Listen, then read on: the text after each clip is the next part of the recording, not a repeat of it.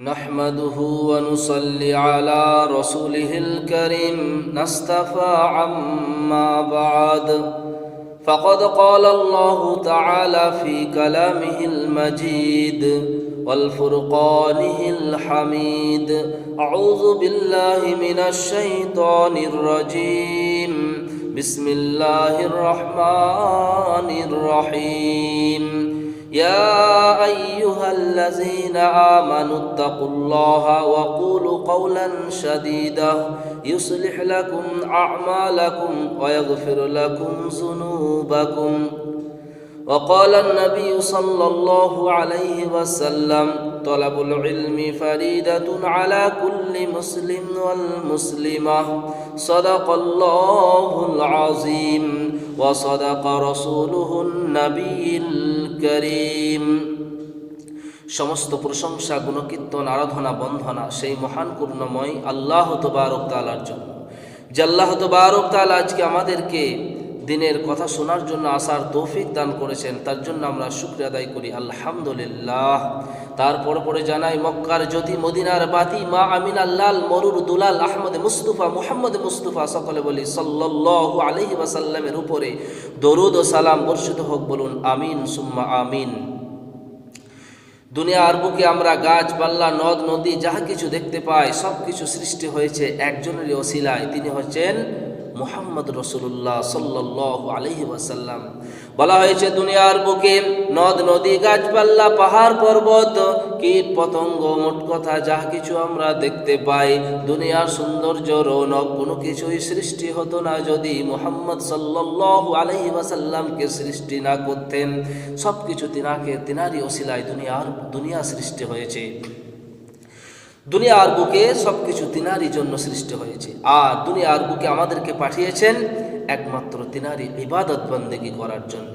এক আল্লাহর ইবাদত করতে হবে, লা ইলাহা ইল্লাল্লাহ মুহাম্মাদুর রাসূলুল্লাহ, আল্লাহ ছাড়া কোনো মাবুদ নেই, এক আল্লাহর উপাসনা আমাদেরকে করতে হবে। এবং বিশ্বনবী হযরতে মুহাম্মদ রাসূলুল্লাহ সাল্লাল্লাহু আলাইহি সাল্লাম তিনারই রসুল, তিনারই পাঠানো নবী এবং তিনারই বান্দা, এগুলো আমাদেরকে বিশ্বাস রাখতে হবে। দুনিয়ার বুকে বলা হয়েছে যেমন আমরা অনেকেই ঈমান নামাজ রোজা হজ যাকাত এগুলো আমরা সকলেই অনেকেই আদায় করি বা করে থাকি, আর এগুলো করার পরে যদি আমরা নিজেকে মনে করি যে ইসলামের এইগুলো মানলেই আমরা প্রকৃত মুমিন হতে পারবো, এটা মোটেই বা একেবারেই ভুল ধারণা, এগুলো একদম ভুল ধারণা। বলা হয়েছে যেমনভাবে ঈমান নামাজ রোজা হজ যাকাত মোট কথা আল্লাহর ইবাদত করা, আল্লাহর জন্য যে ইবাদতগুলো আমরা করেছি ফরজ হুকুমগুলো যেমনভাবে মানা জরুরি, অনুরূপভাবে এগুলোর পরেও অনেক কিছু বলা হয়েছে কাজ রয়েছে আমল রয়েছে যে আমলগুলো না করলে আমি প্রকৃত মুমিন হতে পারবো না। সেই কাজগুলোর মধ্যে এক নম্বর হচ্ছে অনেকগুলো কাজ, তার মধ্যে এক নম্বর হচ্ছে কি সততা বা সত্য কথা বলা। আমাদেরকে সত্য কথা বলতে হবে, সত্য কথা বলার প্র্যাকটিস করতে হবে, অভ্যস্ত হতে হবে। যদি আমরা সত্য কথা না বলি মিথ্যাবাদী যদি হয়ে যায় তাহলে আমাদের বিরাট বড় গুনাহ হয়ে যাবে, মিথ্যাবাদীদের জায়গা হয়ে যাবে জাহান্নামে, কারণ মিথ্যাবাদীরা কোনোদিন বলা হয়েছে সম্মানিত হয় না। তাই আল্লাহ তাবারক তাআলা বললেন বিশ্ব নবীকে, হে নবী তুমি তোমার উম্মতদেরকে বলে দাও তারা নামাজ রোজা হজ যাকাতের পরেও তাদের সাথে সাথে কি করতে হবে, তাদেরকে সততা হতে হবে, সত্যবাদী হতে হবে, পরেশগারী হতে হবে, পরেশগার অবলম্বন করতে হবে। আমরা আজকে কোথায় দেখবেন অনেক মানুষ আছি, আমরা হজ করেছি, আমরা উলামা হয়েছি, ইলম শিক্ষা করেছি, আরও অনেক সব কিছু আমরা আদায় করি, কিন্তু অনেক সময় আমরা মিথ্যা কথা বলি। তাই মিথ্যা কথা মোটেই চলবে না। সততার হওয়ার পিছনে একটা কারণ আমাদেরকে বাঁচতে হবে, সেটা মিথ্যা থেকে। কারণ ইসলামের মধ্যে, ইসলাম ধর্মের মধ্যে মিথ্যার কোনো জায়গা নেই, তাই মিথ্যা কথা মোটেই বলা চলবে না। আজকে পুরো দুনিয়াটা মিথ্যাতে ভরে গেছে। আমরা পদে পদে বলা হয়েছে সেকেন্ডে আমরা মিথ্যা কথা বলি, একটা মিথ্যা কথা বলে আমরা কত মানুষের সর্বনাশ করে দিই। তাই একটা সত্যকে ঢাকতে হাজারো মিথ্যা কথা আমরা বলে ফেলি, একটা মাল বিক্রির জন্য আমরা হাজারো মিথ্যা কথা বলি, আমরা সামান্য দুনিয়ার পয়সার জন্য হাজারো মিথ্যা কথা বলি। তাই মিথ্যা কথা থেকে আমাদেরকে বাঁচতে হবে। মিথ্যা কথা মহাপাপ, মিথ্যার কোনো ক্ষমা নেই। তাই মিথ্যা থেকে আমাদেরকে বাঁচতে হবে। বিশ্বনবী বারবার বলেছেন, তোমরা কখনো মিথ্যা কথা বলো না। নামাজ রোজার সাথে সাথে তোমরা যদি মিথ্যা কথা না ছাড়ো, তাহলে তোমরা জান্নাতে যেতে পারবে না, তোমরা কোথায় যাবে? জাহান্নামে চলে যাবে মিথ্যা কথা বলার কারণে। কারণ মিথ্যা কথা মহাপাপ। বলা হয়েছে বিশ্বনবী হযরত মুহাম্মদ রাসূলুল্লাহ সাল্লাল্লাহু আলাইহি ওয়াসাল্লাম একবার বলা হয়েছে তিনি তাকিয়া নিয়ে ঠ্যাস লাগিয়ে বসেছিলেন এবং কয়েকটা প্রশ্ন করলেন। সেই প্রশ্নগুলো জবাব দেওয়ার পরে পরে যখন মিথ্যার কথা এলো, তখন বিশ্বনবী নিজের বালিশের ঠ্যাস থেকে সেরে সোজা হয়ে দাঁড়িয়ে গেলেন এবং বললেন, মুমিন হয়ে কি মিথ্যা কথা বলতে পারে? তোমরা কখনো মিথ্যা কথা বলো না, তোমরা কখনো মিথ্যা কথা বলো না। যে আয়াতটা বলা হয়েছে কি, ইয়া আইয়ুহাল্লাযীনা আমানুত্তাকুল্লাহ ওয়া কুলু কাওলান সাদীদা, হে ঈমানওয়ালা তোমরা আল্লাহকে ভয় করো এবং সত্য কথা বলো।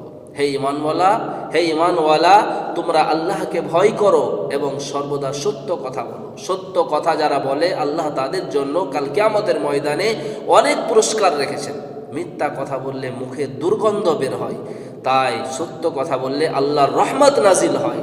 মিথ্যা কথা বললে রহমতের ফেরেশতারা পর্যন্ত বলা হয়েছে সরে চলে যায়, ছুটে চলে যায়। তাই আমাদেরকে মিথ্যা কখনোই বলা যাবে না, কোরআন হাদিস থেকে মানা করা হয়েছে। এমন কি বলা হয়েছে দেখবেন, মিথ্যা কথা এই পর্যায় পর্যন্ত বলা যায় যে নেই তখন আমরা অন্য বিষয়ে কিভাবে মিথ্যা কথা বলি। বলা হয়েছে দেখবেন বাড়িতে দাদিরা নানিরা নিজের বাচ্চাদেরকে অনেক সময় কি করে, মজা নেওয়ার জন্য মিথ্যা কথা অনেক সময় বলে থাকে। তোমাকে একটা মজা জিনিস দেবো, তুমি আমার কাছে এসো, মজা দেবো, এসো। যদি কোনো জিনিস দেওয়ার নিয়ত না থাকে, তাহলে এই ধরনের মিথ্যা কথা বাচ্চাটাকে বলে ডাকা বা হাসানো, এটাও বলা হয়েছে কাবিরা গুনাহ। মিথ্যা কথা কাবিরা গুনাহ। বাচ্চাটাকে হাসানোর জন্য মিথ্যা কথা বলা চলবে না যদি কোনো জিনিস দেওয়ার নিয়ত না থাকে। কারণ বিশ্বনবী একবার সাহাবার ঘরে বসেছিলেন, এমন সময় একজন ডেকে উঠল। তখন তেনাকে জিজ্ঞেস করলেন একজন দাদিকে যে আপনি কি কিছু দেওয়ার নিয়ত করেছেন? সে বলল, হ্যাঁ আমি খেজুর দেওয়ার নিয়ত করেছি। তখন সে বলল, যদি নিয়ত করেছেন তাহলে ঠিক আছে, যদি নিয়ত না করে থাকতেন তাহলে আপনার আমল নামাতে কাবিরা গুনাহ লেখা হয়ে যেত, একটা গুনাহ লেখা হয়ে যেত। তাহলে এই ধরনের মিথ্যা কথা বলাও জায়েজ নেই। তাহলে আমরা কত মিথ্যা কথা বলি। আমাদেরকে আল্লাহ তাবারক তাআলা মিথ্যা কথা বলা থেকে হেফাজত করুক, বলুন আমিন। এবং সত্য কথা বলার চেষ্টা করতে হবে। বলা হয়েছে ব্যবসা যারা করে তারা ব্যবসার ক্ষেত্রে যদি মিথ্যা কথা বলে থাকে, এটাও বিরাট বড় কাবিরা গুনাহ। তারা যদি সততার সঙ্গে ব্যবসা করে, ইমানদারির সঙ্গে ব্যবসা করে এবং সত্য কথা বলে যদি ব্যবসা করে, আল্লাহ কাল কিয়ামতের ময়দানে তাদেরকে শুহাদা অর্থাৎ শহীদদের কাতারে দাঁড় করাবেন, বলুন সুবহানাল্লাহ। তাই মিথ্যা থেকে আমাদেরকে বাঁচতে হবে। আল্লাহ তাবারক তাআলা আমাদের সকলকে বেশি বেশি করে সত্য কথা বলার এবং দিনের অন্যান্য আমলকে করার তৌফিক দান করুন। ওয়া আখিরু দাওয়ানা আনিল হামদুলিল্লাহি রাব্বিল আলামিন।